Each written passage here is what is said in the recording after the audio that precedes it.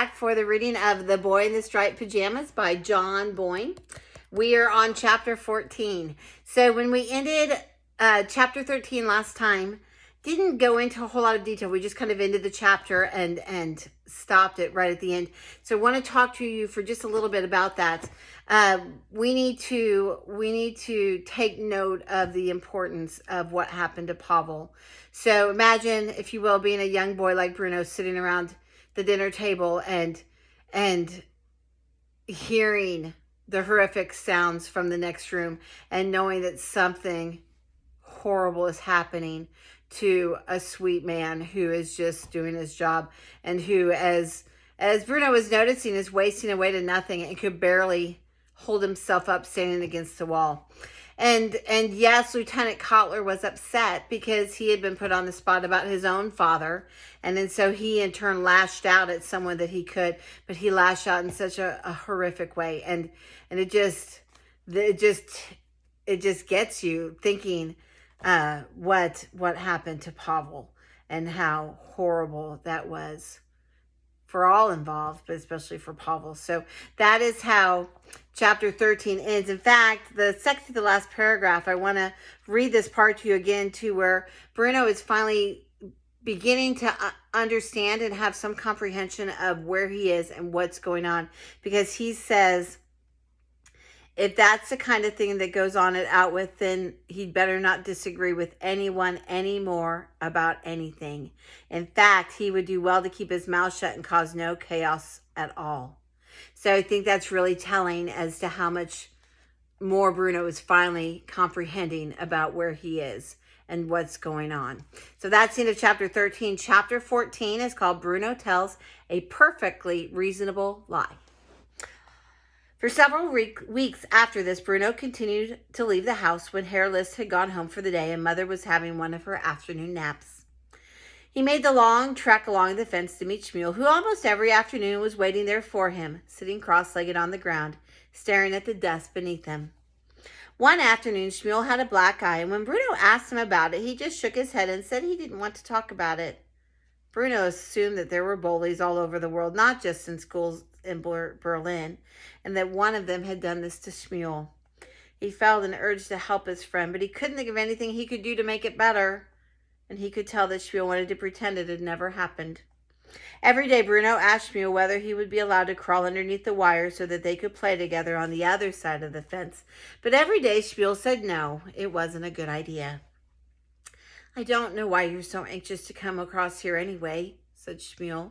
"It's not very nice." "You haven't tried living in my house," said Bruno. "For one thing, it doesn't have 5 floors, only 3. How could anyone live in so small a space as that?" He'd forgotten Schmuel's story about the 11 people all living in the same room together before they had come to Outwith, including the boy Luca, who kept hitting him even when he did nothing wrong. One day, Bruno asked why Schmuel and all the other people on that side of the fence wore the same striped pajamas and cloth caps.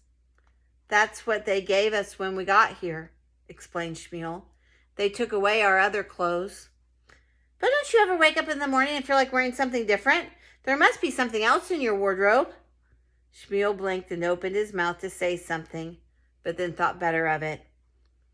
"I don't even like stripes," said Bruno, although this wasn't actually true. In fact, he did like stripes, and he felt increasingly fed up that he had to wear trousers and shirts and ties and shoes that were too tight for him when Schmuel and his friends got to wear striped pajamas all day long. A few days later, Bruno woke up, and for the first time in weeks, it was raining heavily.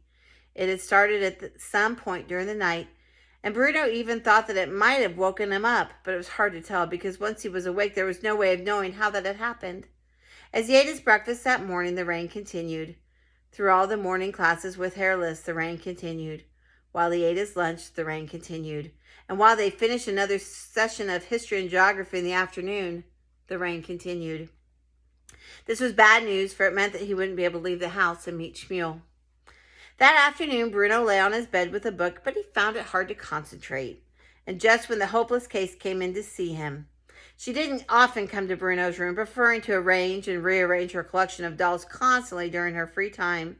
However, something about the wet weather had put her off her game, and she couldn't face playing it again just yet. What do you want? Said Bruno. That's a nice welcome, said Gretel. I'm reading, said Bruno. What are you reading? She asked him. And rather than answer, he simply turned the cover towards her so she could see for herself. She made a raspberry sign through her lips, and some of the spit landed on Bruno's face. Boring, she said in a sing-song voice. It's not boring at all, said Bruno. It's an adventure. It's better than dolls, that's for sure. Gretel didn't rise to the bait on that one. What are you doing? She repeated, irritating Bruno even further. I told you I'm trying to read, he said in a grumpy voice. If some people would just let me. I've got nothing to do, she replied. I hate the rain. Bruno found this hard to understand. It wasn't as if she ever did anything anyway. Unlike him, who had adventures and explored places and had made a friend, she very rarely left the house at all. It was as if she had decided to be bored simply because on this occasion she didn't have a choice about staying inside. But still, there are moments when a brother and sister can lay down their instruments of torture for a moment and speak as civilized human beings. And Bruno decided to make this one of those moments. I hate the rain too, he said. I should be with Shmuel by now. He'll think I have forgotten him. The words were out of his mouth quicker than he could stop them, and he felt a pain in his stomach and grew furious with himself for saying that. You should be with who? Asked Gretel. What's that? Asked Bruno, blinking back at her. Who did you say you should be with? She asked again.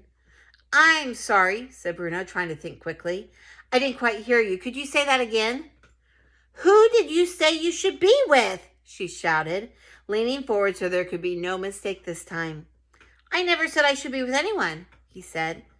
Yes, you did. You said that someone will think you've forgotten them. Pardon? Bruno, she said in a threatening voice. Are you mad? He asked, trying to make her think that she had entirely made it up. Only he wasn't very convincing, for he wasn't a natural actor like grandmother, and Gretel shook her head and pointed a finger at him. What did you say, Bruno? She insisted. You said there was someone you should be with. Who was it? Tell me. There's no one around here to play with, is there? Bruno considered the dilemma he was in. On one hand, his sister, and he had one crucial thing in common. They weren't grown-ups. And although he had never bothered to ask her, there was every chance that she was just as lonely as he was it out with. After all, back in Berlin, she had Hilda and Isabel and Louise to play with. They may have been annoying girls, but at least they were her friends. Here she had no one at all except her collection of lifeless dolls. Who knew how mad Gretel was after all? Perhaps she had thought the dolls were talking to her. But at the same time, there was the undeniable fact that Shmuel was his friend and not hers, and he didn't want to share him. There was only one thing for it, and that was to lie. I have a new friend, he began, a new friend that I go to see every day, and he'll be waiting for me now, but you can't tell anyone. Why not? Because he's an imaginary friend, said Bruno, trying his best to look embarrassed, just like Lieutenant Kotler had when he had become trapped in his story about his father in Switzerland. We play together every day. Gretel opened her mouth and stared at him before breaking into a laugh. An imaginary friend? She cried. Aren't you a little old for an imaginary friend? Bruno tried to look ashamed and embarrassed in order to make his story more convincing. He squirmed on the bed and didn't look her in the eye, which worked a treat and made him think that perhaps he wasn't such a bad actor after all. He wished that he could make himself go red, but it was difficult to do that. So he thought of an embarrassing things that had happened to him over the years and wondered whether these would do the trick.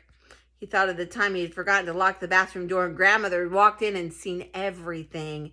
He thought of the time he had put his hand up in class and called the teacher mother and everyone had laughed at him.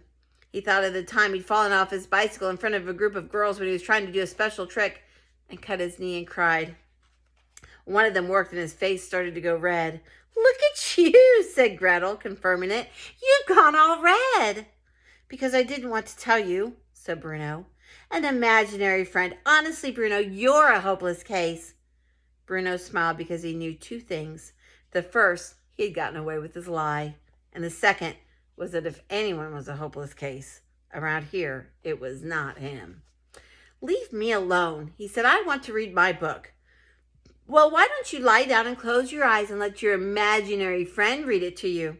said Gretel, delighted with herself now because she had something on him and she wasn't going to let it drop in a hurry. "Save you a job." "Maybe I should send him to throw all your dolls out the window," he said. "You do, and there'll be trouble," said Gretel, and he knew that she meant it. "Well, tell me this, Bruno. What do you and this imaginary friend of yours do together that makes him so special?" Bruno thought about it. He realized that he actually wanted to talk about Shmuel a little bit, and this might be a way to do it without having to tell her the truth about his existence. "We talk about everything," he told her. "I tell him about our house back in Berlin and all the other houses in the streets and the fruit and vegetable stalls and the cafes and how you shouldn't go into town on a Saturday afternoon unless you want to get pushed from pillar to post, and about Carl and Daniel and Martin and how they were my 3 best friends for life."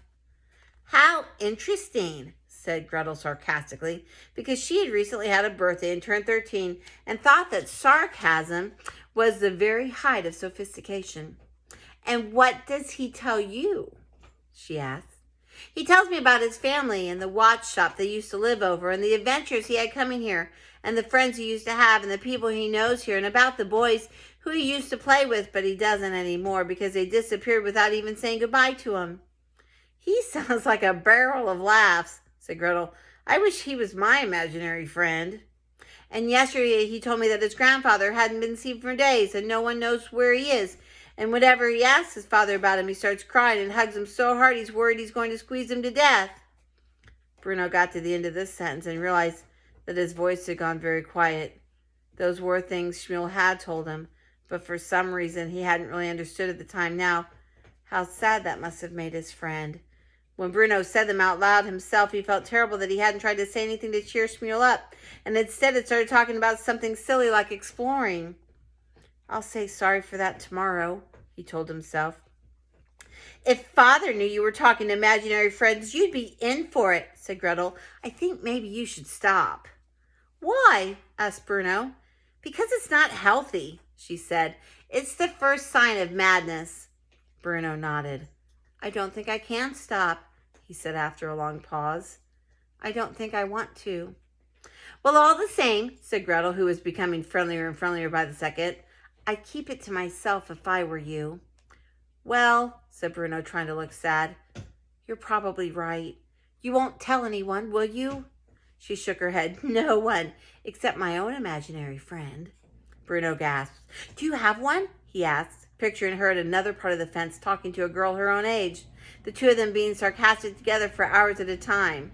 "No," she said, laughing. "I'm 13 years old, for heaven's sakes. I can't afford to act like a child, even if you can."